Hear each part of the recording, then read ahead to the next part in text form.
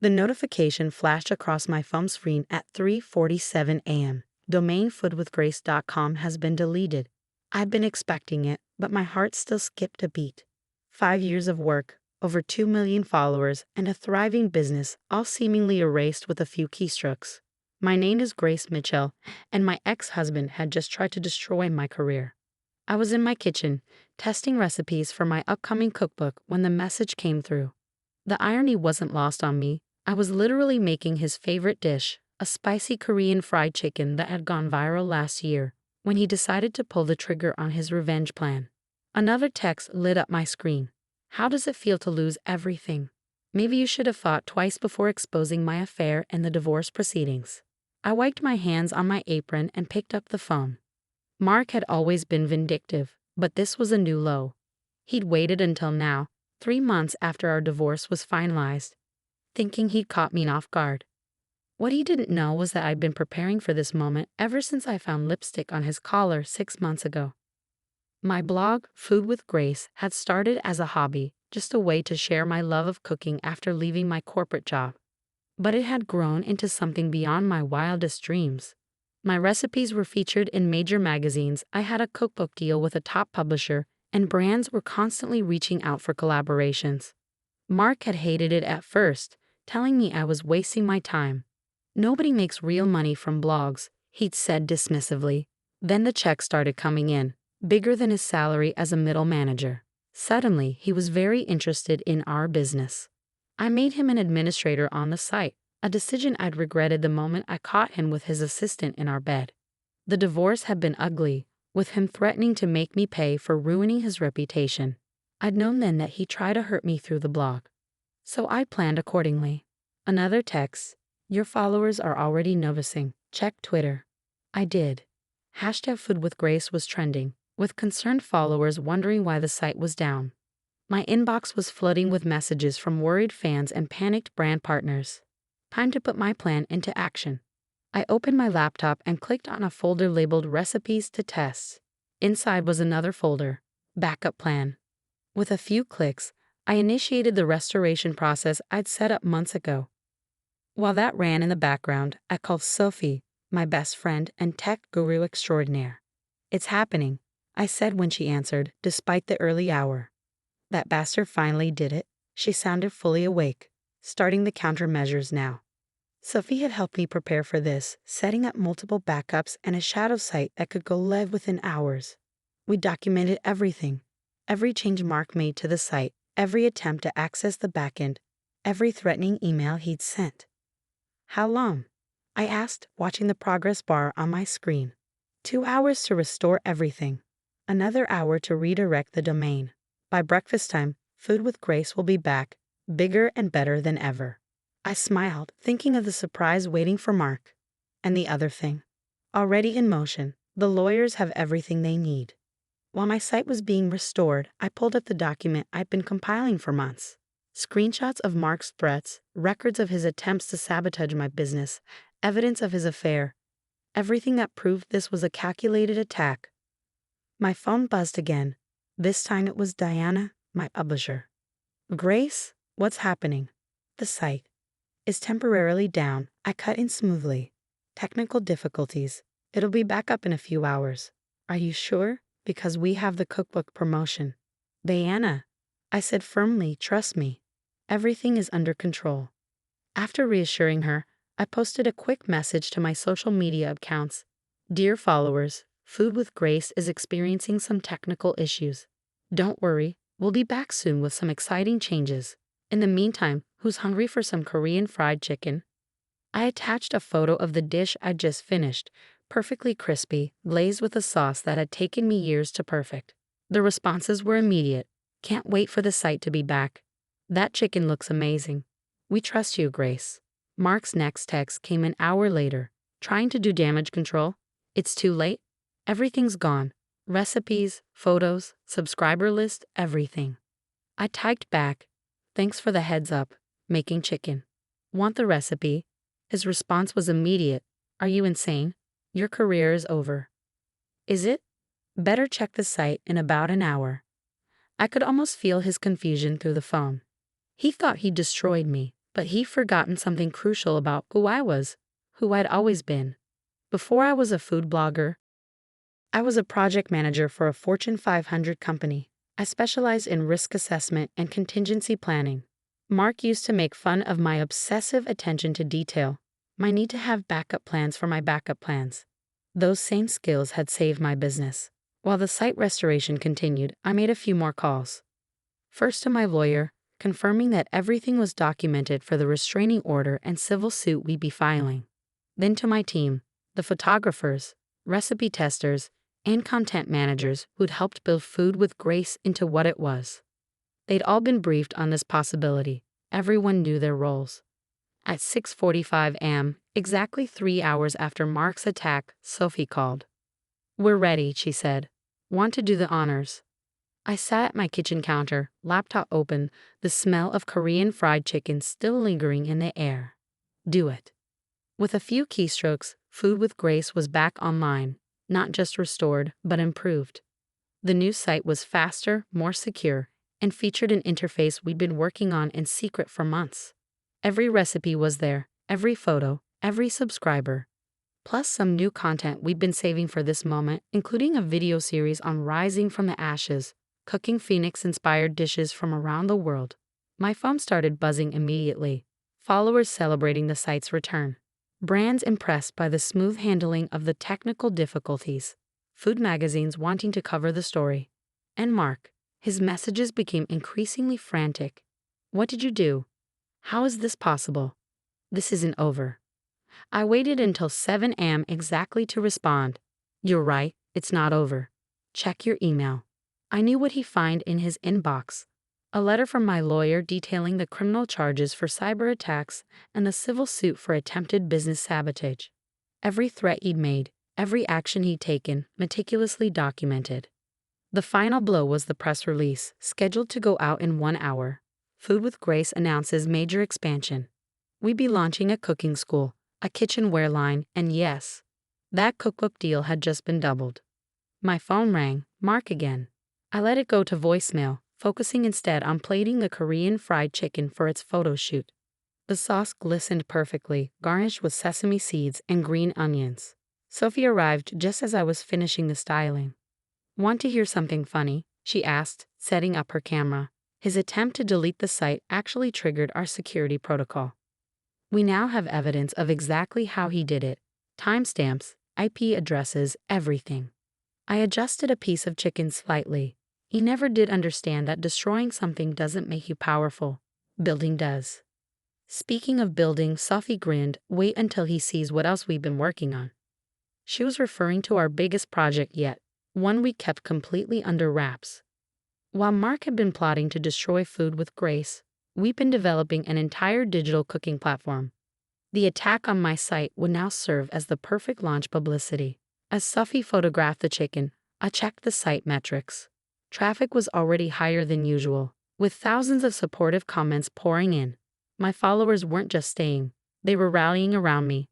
Another text from Mark. "You think you're so clever. This isn't the end."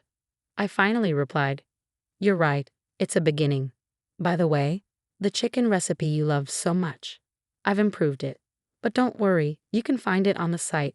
It's under Sweet Revenge." The next few days passed in a whirlwind of activity. While Mark seethed and sent increasingly desperate threats, Food with Grace was experiencing unprecedented growth. The attempted takedown had become a rallying point, with my story spreading through social media like wildfire. "You have to see these numbers," Sophie said, bursting into my kitchen where I was filming a new recipe video.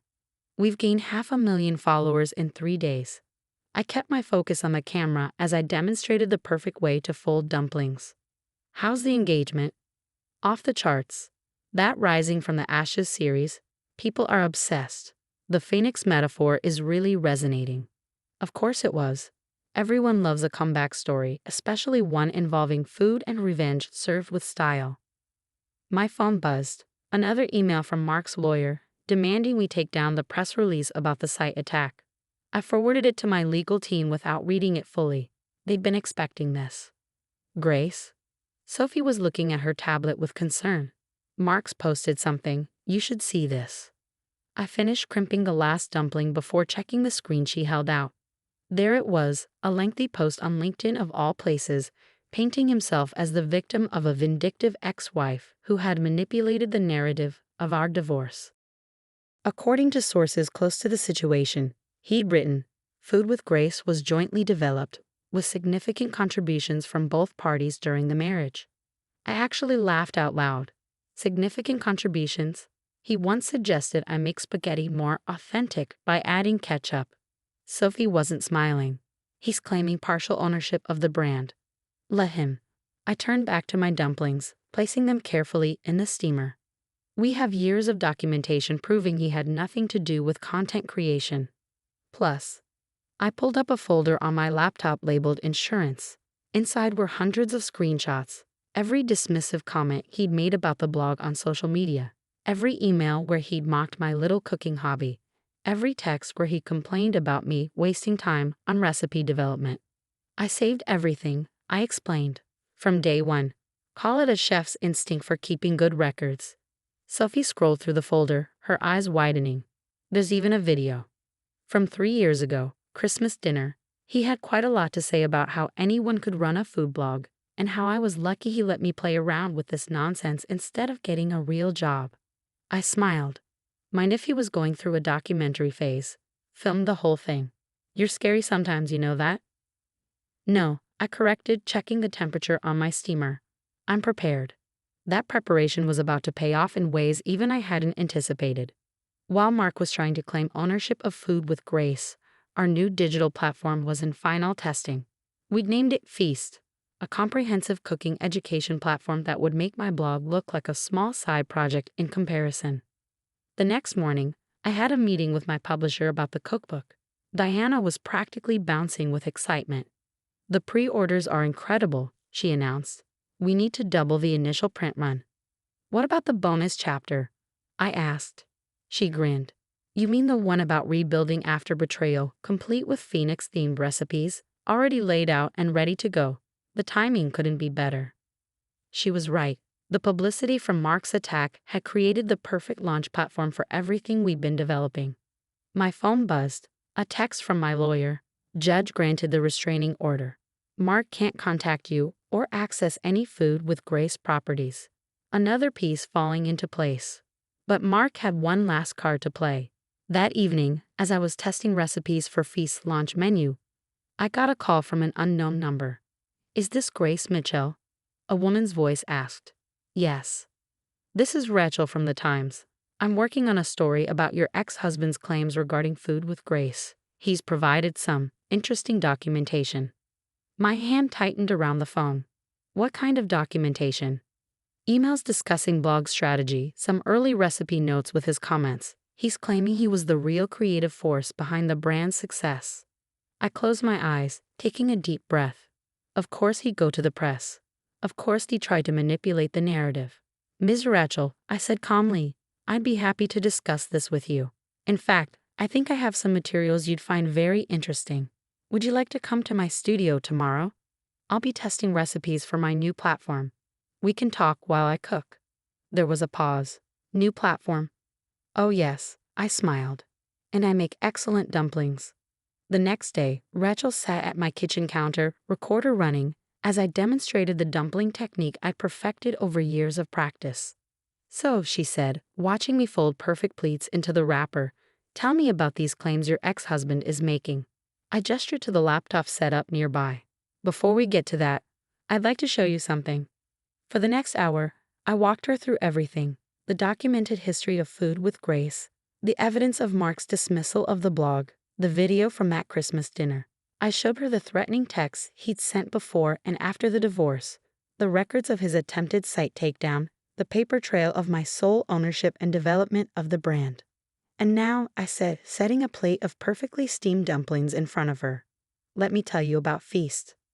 By the time Rachel left, she had a very different story than the one Mark had tried to sell. 2 days later, her article ran in the Times. From blog to empire. How one chef turned betrayal into business success. The piece detailed not just Mark's attempted sabotage, but the full scope of what we built and what we were about to launch. The response was immediate and overwhelming. Feast's waitlist grew to over 100,000 people overnight. The cookbook pre-orders doubled again, and Food with Grace, we passed 3 million followers. Mark's final text came the next day. You planned this. All of it. I was in my test kitchen, filming a series on traditional dumpling techniques from around the world for Feast's launch. The irony wasn't lost on me. The very skills he dismissed as a hobby had built an empire. No, Mark, I typed back. You plan to destroy something. I plan to build something better. Then I blocked his number and turned back to my dumplings. 6 months later, I stood on a stage at the International Food Media Awards, accepting the award for digital innovation in culinary education. Feast had revolutionized online cooking education, while Food with Grace had become the gold standard for culinary content creation. Success, I said in my acceptance speech, is like a well-developed recipe. It takes time, patience, and a willingness to learn from your mistakes. Sometimes the ingredients life hands you seem bitter at first, but with the right technique, you can transform them into something extraordinary. The audience applauded, but I wasn't finished. And to anyone who's ever been told their dreams are just a hobby, their passion is just a waste of time, their goals are unrealistic, remember this: the same fire that others use to try to destroy you can become the flame that helps you rise, stronger and more determined than ever. Later that night, at the celebration dinner, Sophie raised her glass. To the phoenix of the food world, she toasted, and to perfect dumplings. I laughed, clinking my glass against hers. To being prepared. You know, she said thoughtfully, Mark really did you a favor. Without his attack, we might have rolled everything out more slowly. True, I nodded. Sometimes your enemies become your best motivators. As we enjoyed the meal, including a special batch of phoenix-shaped dumplings I created for the occasion, I thought about everything that had led to this moment. Mark had tried to erase my work, thinking he could destroy years of effort with a few keystrokes. Instead, he'd helped launch the next phase of my career, proving once again that sometimes the best revenge isn't about destroying what others build. It's about building something they never imagined possible, and I was just getting started. The next morning, as I reviewed the final edits for my cookbook, a notification popped up on my phone. A news alert about Mark. His company had demoted him following the publicity from his failed attack on Food with Grace. Apparently, they didn't appreciate his approach to conflict resolution. I closed the alert without reading further. His story wasn't my concern anymore. I had recipes to develop, classes to teach, and an empire to run. After all, success is the best revenge, especially when served with perfect dumplings.